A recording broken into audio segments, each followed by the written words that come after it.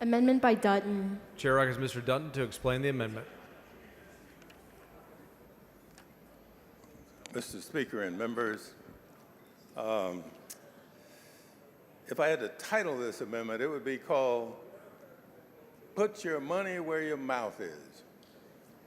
Because what this amendment does, well, let me start with what the bill does. The bill says they're going to give all these kids $10,500, essentially.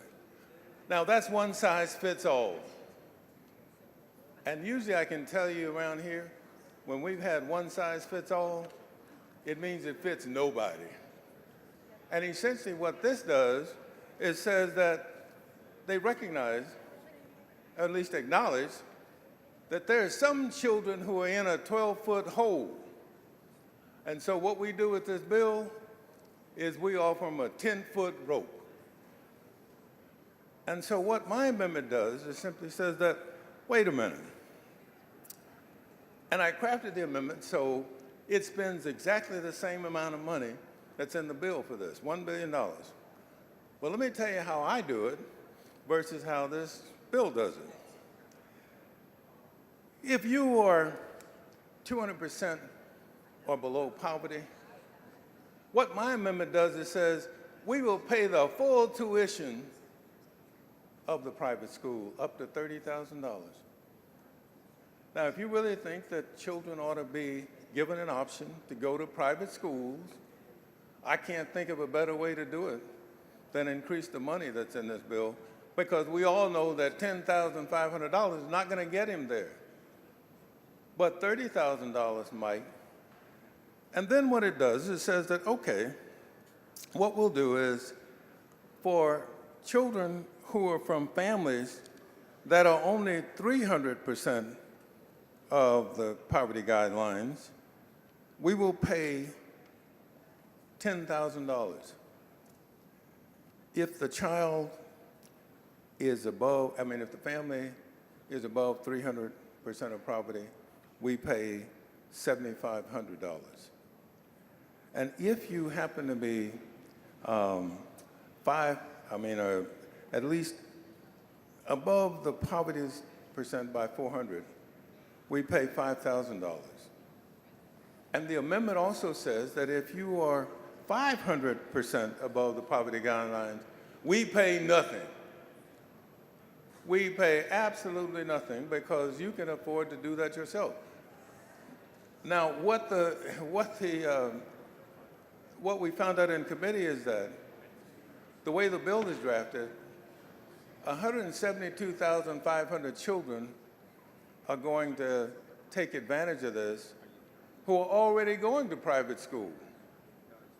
And so what my amendment does is says, wait a minute, if we really want to do this, if we really want to help children who need the help, let's do it so that their income levels determine their eligibility. And that's really what my amendment does, rather than do it the way the bill does it, because the bill says that we're going to give everybody $10,500, and we try to do it based on some income levels. But that's not enough to get you to a private school. And I think all of us in here recognize that. And so what I try to do is make this whole idea about about private schools and ESAs work. Because typically what's going to happen is we're going to pass this bill with the way this is currently drafted, and nothing will happen except the 172,500 children who are going to private schools now will get $10,500. And I don't think that's what the author intends, and I know that's not what this legislature would intend, because when we want to do ESAs, you want it to work. You want to make sure that the children that is targeted are going to benefit by virtue of the ESA. And an ESA for $10,500 is simply inadequate to help the children we say we're trying to help. And with that, Mr. Speaker, I'll be happy to answer any questions. Mr. Frank, for what purpose? Does the gentleman yield? Does Yes. the gentleman yield for questions? The gentleman yields. So if I understand your amendment, you would pay for a lower income person up to $30,000 for a private education. Is that right?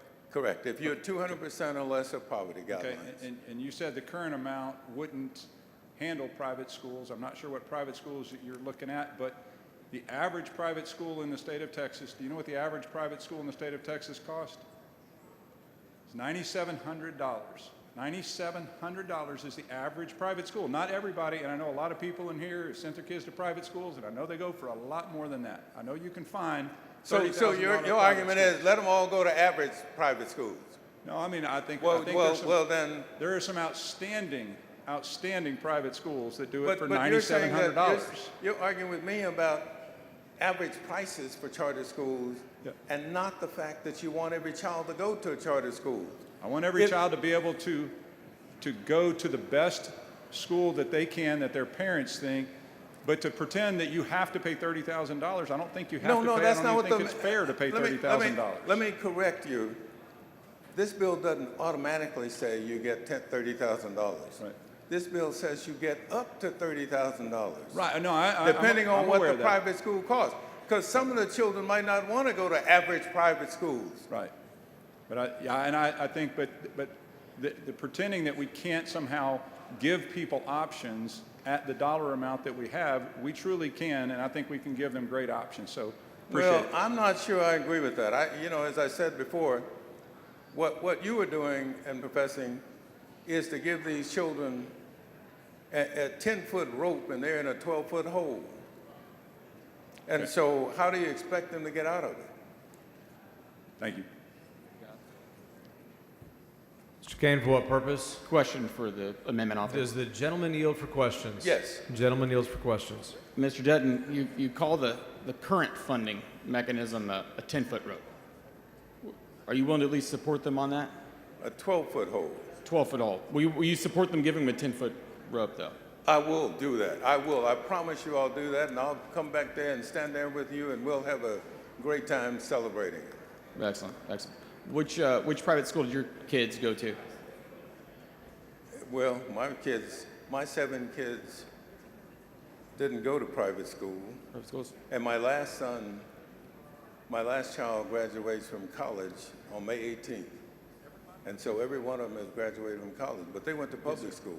Would you know that there's over 150 Catholic schools in Texas that charge just $8,000 a year? Don't you think that'd be enough for these kids? Well, I wish you hadn't brought that up because my school at my Catholic church, the Catholic Church closed it. So it doesn't matter what.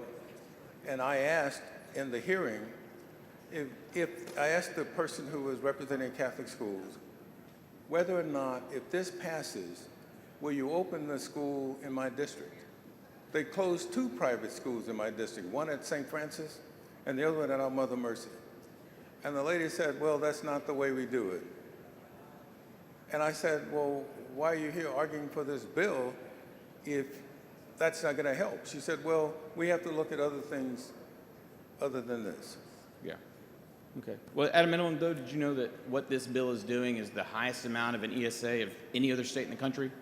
This is the most that any other state's done for the ESAs. Well, I know it, but we should learn from them that the way to do it is to structure this so that we make sure the children we are targeting actually get the benefit. And what we're doing here, based on what I've seen, is we're not helping them nearly as much as we're helping children who are already going to private. If you could show me where it's going to increase the number of students by 172,000, just like the 172,000 that are now going to private schools and who are now going to benefit from this, I would be fine with it. But it seems to me that we're going to have 172,000 of students who are currently in private schools benefiting from this ESA, and we may not get 50,000 students who are not going to private schools, who are the students we say we're trying to help. I listened to the governor. The gentleman's time has expired. Thank you. Mr. Speaker, will the gentleman extend his time? The motion to extend times. First extension. Is there any objection? Chair is none so extended. Thank you. Thank you, Mr. Speaker. I listen to the governor, and I listen to all of the people advocating for ESAs. And one of the things they start with, by putting a picture, a face on the ESA, is they start with children that I'm talking about in the 12-foot hole. That's who they start with. They start with saying, well, we got to help them. They're locked in these schools, and they ought to be given some way out. They ought to create an option for them. Well, if you're in a 12-foot hole and somebody sends you a 10-foot rope, that's not much of an option. Mr. Speaker, For what purpose? will the gentleman yield for a question? Will the gentleman yield for questions? I yield. Gentleman Thank yields for you. questions. Rep. Dutton, if I was going to name your bill, I'd name it the equalizer, because I think that's what your bill is trying to accomplish. I also share the same concern that you have, which is, although the wording of the bill does put the LMI, or the low to moderate income families, first in the wording, it concerns me that they will actually have access and be able to access this.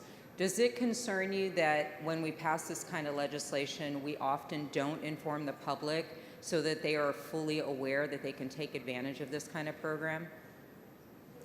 Well, yeah, that's one of the problems with it is the children we're trying to help who are the hardest to reach, this bill makes no real effort to reach them.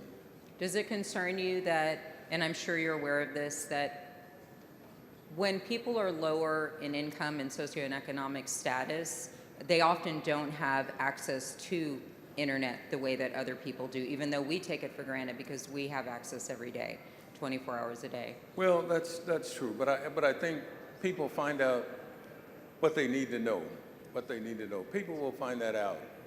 And what they're going to find out about this is that this was a program that was in some fashion designed to help them, but it really provided no help at all, because they are caught.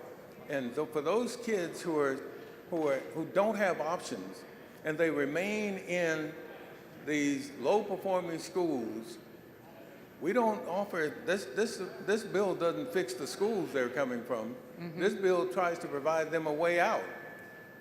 But I'm telling you that it in no way unlocks the door so that those kids can get out. And I agree with you. That's why I think that putting it in black and white on paper makes it more concrete that they are actually going to get the help they need, not just saying, here's an offer, if you come up with the rest of the money, depending on what's available in your area, then you have access. I agree with you. The underlying concern that I share with you is I'm a mother of four. I know I had to navigate the public education system, and parents don't often have the resources or the time to, sometimes just the basic information to know that, hey, the Texas legislature passed this law and now you can go apply for this. And even if they do know that, they don't always have the same resources as people who are in higher economic brackets have to take advantage of these programs. So I appreciate your amendment because it cuts through all of those setbacks that these families experience that may not be acknowledged by people who don't experience them. So well, thank you. Thank you for that. And I too have share the same concerns. Okay, thank you. Mr. Speaker, Each for what purpose? will the representative yield for a couple Will the questions? gentleman yield for questions? I yield to my Gentleman chairman. yields for questions. Thank you, Representative Dutton. I've been thinking about your analogy about being in a 12-foot hole and being given a 10-foot rope.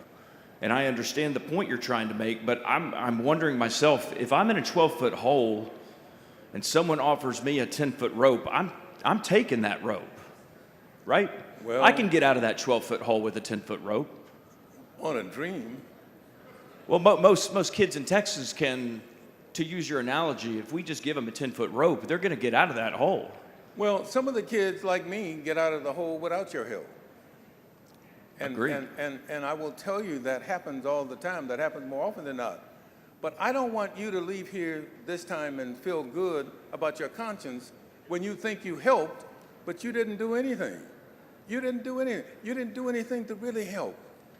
And if you really want to help, what you'll do is look at the folks who need the help the most, and that's where you begin the help.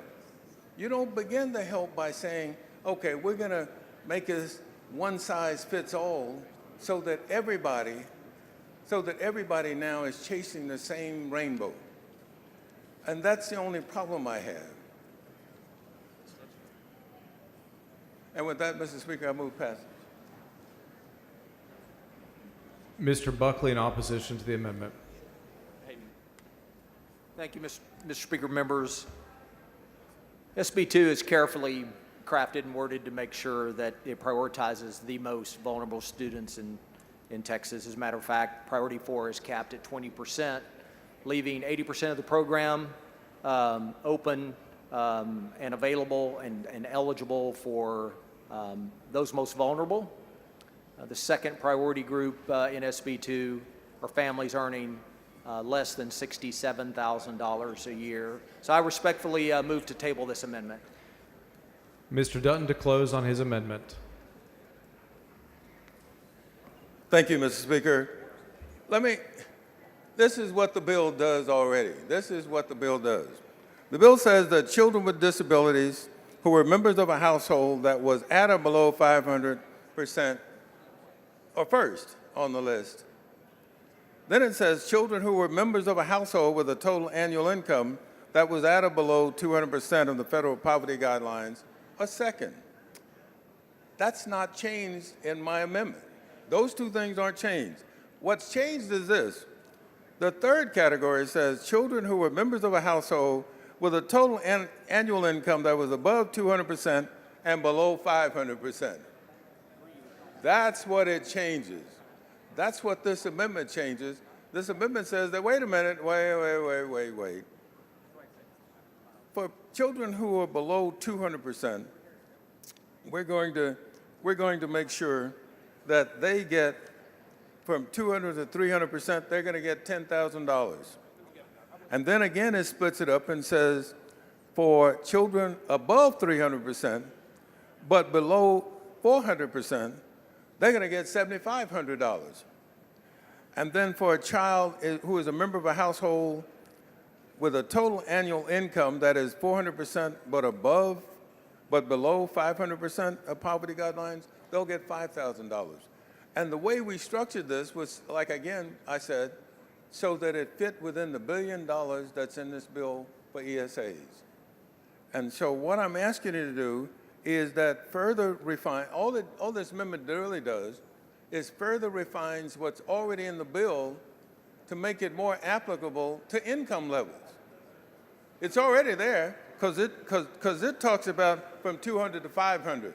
What my amendment simply did was divide that into 200 to 300 and 300 to 400.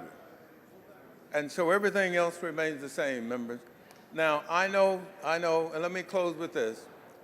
I know that the fix is in. Some of you are going to vote with your head, not your heart, because I know that there are people who are holding you hostage to vote for it. And I know that some of you all are not listening and not understanding exactly what you're doing. But I may not come back next session, but promise me you'll come back next session and you'll start with the Harold Dutton Amendment because you'll find out this didn't work. And I move passage, Mr. Speaker. Mr. Dutton sends up an amendment. Mr. Buckley moves to table. The question occurs on the motion to table. A record vote has been requested. The clerk will ring the bell. Show Mr. Buckley voting aye, Mr. Hunter voting aye, Mr. Dutton voting nay, Mr. Morgan voting aye, Mr. McQueenie voting aye. Have all members voted? Have all members voted? There being 91 ayes and 47 nays, the motion to table prevails. Thanks for the use of the whole.